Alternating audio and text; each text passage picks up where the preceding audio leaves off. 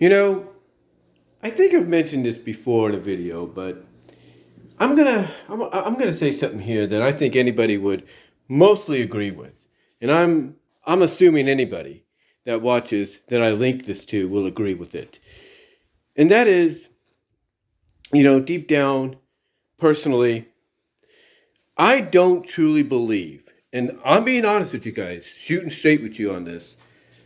I honestly don't believe Vince McMahon likes Ari Emanuel. Let's be honest. I mean, if he did like Ari Emanuel and everything, you know, he wouldn't have to, want to be part of this deal. Now, some could say that Ari Emanuel insisted that Vince be part of this. Be part of the merger. Be on the executive board and everything as chairman, and that might be true, if not is true. But let's be honest. Let's be honest. What everybody has said about this deal going through his endeavor, Vince didn't need to be part of. He could have entrusted all of this happening to his daughter and to Nick Khan and to Triple H, and then maybe just bring him in to, see the finalization, and that's it. He didn't need to be part of this, but he did become part of it. And why? Because as some people point out, from what they believe, it gets him back to full power. Or does it? Or does it get him back to full power? Because I think honestly that he in fact did believe what others are believing. That, this deal would get him back to full power. He would have full control over WWE once more. Probably more so than he's ever had. Although he probably didn't expect that part of the deal would basically make him now a employee, not a boss, not an owner, but an employee. And this is why I truly believe, in my honest opinion, that he really doesn't like Ari Emanuel. He probably liked him at first because, hey, he's a fellow businessman. He understands where I'm coming from and everything. They probably had some things in common, and that's it. But let's be honest. There's no way he could truly like this guy, especially knowing the fact that this guy is going to be his boss. And that being his boss, he could override any decision he makes. I mean, do you think he likes the idea that, even though he'll be an executive chairman, on the TKO board of directors and everything along with Mark Shapiro, do you think he likes the idea that Ari's making him share that position with somebody? No, he doesn't. Do you think he likes the idea that when this merger happens, that Nick Khan is going to be president of the company, thus basically being mostly the person that runs things like Vince used to, and somebody that actually likes to have people like Triple H creatively running things? Do you think he likes that idea? No, he doesn't. And by him not liking those kind of decisions that will become a reality, and on top of the fact that, again, he's going to now have to answer to somebody like Ari Emanuel, I don't think personally he really likes him. I really don't. And I think that's going to really play an integral part throughout this new merger, this new endeavor, if you will, that, they're going on. It's going to play an integral part. It really is. Now you might say, well, Dana White probably doesn't like Ari Emanuel. And that's true. Maybe Dana doesn't. But here's the thing. Dana is more understanding that, hey, he's in a position of power to where he can make the matches, he can make the events, he can book the bouts and everything, be the face of the company, while everything else is taken care of by other parties that know, what they're doing in certain areas that they're being put into. So he's more understanding, he's more with it, and he's more accepting of, okay, Ari Emanuel is my boss, and I'm cool with that as long as he lets me keep things as it is. Vince, Vince, on the other hand, is different than Dana White. Let's be honest. He is different. He's more, and let's be honest, more power hungry than anything. He's more vindictive than anybody else.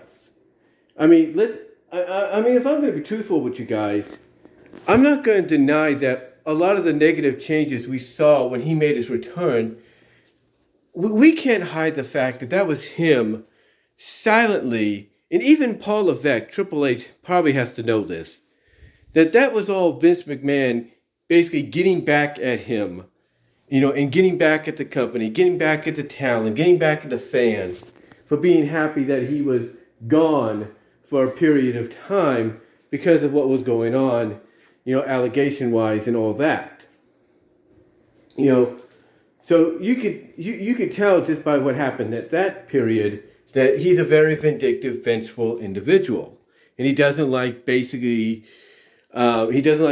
being made fun of, or basically having people excited that, the ding dong, the warlock's gone kind of thing, shouted in his face or rubbed in his face. He doesn't like that. He really doesn't. So, so there's no doubt that he is that kind of an individual, but and on top of that, he's also the kind of individual that doesn't like working for anybody else unless they're working for him. He doesn't like having to answer to anybody. The moment he bought the company from his father, he was, basically he was now in the power to boss people all around. He wasn't basically, he basically wasn't somebody that wanted to be, bossed around himself like he was previously with his father. Now that he had power, he was going to basically start doing what he felt, he believed was needed by bossing people around, getting them to getting the opportunity to tell them what to do and how to do it. So you can only imagine, how he feels about the idea of, one, he's going to have to share his executive chairmanship with Mark Shapiro, and he's going to be on a board with people that, that a majority of that board is going to be Endeavor based, not WWE based. It's like WWE's going to have their people, but Endeavor's going to have a majority of them. And that has to eat him alive. That's got to eat him alive, because even with the people he may have on there that will side with him, whatever gets decided on could get, voted out of his favor. Like if he wants to do this and they say, well, let's do this, and they do a vote and they go with the latter option, instead of Vince's, that's not going to make him happy. So to me, when I look at what's going on with Vince right now, yes, he's not, in a position of power because he's out with spinal surgery and other lawsuits and, litigations and stuff popping up. I do agree that is kind of, giving us a rainbow to look at and smile at with the way the product is being presented. I will agree with that. But you can't tell me that maybe Ari Emanuel is not looking at that and saying, hey, this is pretty good, and everything. Maybe we should keep it this way. Because let's be honest. I will say this. Even if Vince, wasn't supposed to do anything, physically or anything, or do any kind of work, period, I'll be honest, Vince is the kind of guy that will find a way to do it. He'll find a way to make things happen in his favor. So you can't tell me that maybe Ari Emanuel is like, hey, you just heal up, let your son-in-law and Nick Khan and their team handle things for right now. You can't tell me that didn't eat him alive if Ari Emanuel told Vince, hey, as your future boss, if not your impending boss, I'm telling you right now, I'm ordering you right now, heal up, and when you're ready to come back, come back. But for right now, let your son-in-law, and his team and Nick Khan do what they got to do. You can't tell me that doesn't eat him alive. It doesn't eat him alive and doesn't make his, I guess you could say, disdain, his real life disdain for Ari Emanuel even more, potent and prominent than what it already is. So, to me, honestly, I think this is going to be a very strenuous, partnership.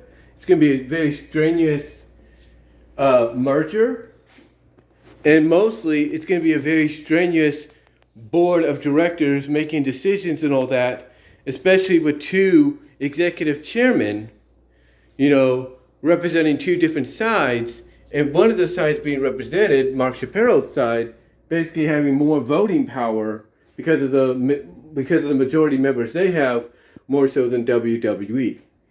And I think anybody watching or listening to this, knows that to be a fact. So I think when this is all said and done, merger comes to be within a month or so, according to what they're saying. I've got a feeling that's when we're going to start. It may take time because Vince may still be out on medical leave, but I guarantee you, as time rolls on and he does get back into working power, that you're going to start seeing basically, the paint be chipped away, the mask being removed, and you're going to start hearing stories and reports of disarray in that board of directors. You're going to hear about disagreements between Shapiro and McMahon. You're going to hear about disagreements between McMahon and Emanuel. You might even start hearing things about, power struggles, like McMahon maybe trying to manipulate his way into taking over. You'll start hearing those kind of things start to perpetrate, as time goes on with this partnership. You will. And mostly that'll also stem from the fact that, as I've said before, because Vince is going to be part of this as an executive chairman, despite how people feel about it, because they can believe what they want and that's fine, Vince is not creatively going to have as much power as he used to. And that's a fact. I mean, basically what you're getting now, you're going to get a majority of that, from here on in, even after the merger. You're going to get a majority of that, without hesitation. I mean, you might have Vince try to sprinkle in his influence here and there, but it won't be as prominent as it is now. And I think that too will be an instrument that will be played as an instrument of destruction or an impending destruction between Emanuel, McMahon, Shapiro, and the board of directors. And basically, long story short, the true feelings that McMahon has for them will come out. Because again, he's going to be answering to a boss. He's going to have someone to answer to as a boss.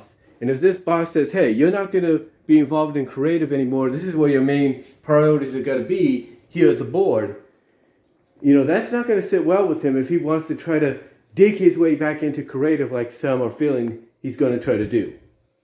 But what do you guys think? Do you think as soon as this merger comes out that we'll start seeing everything I've said?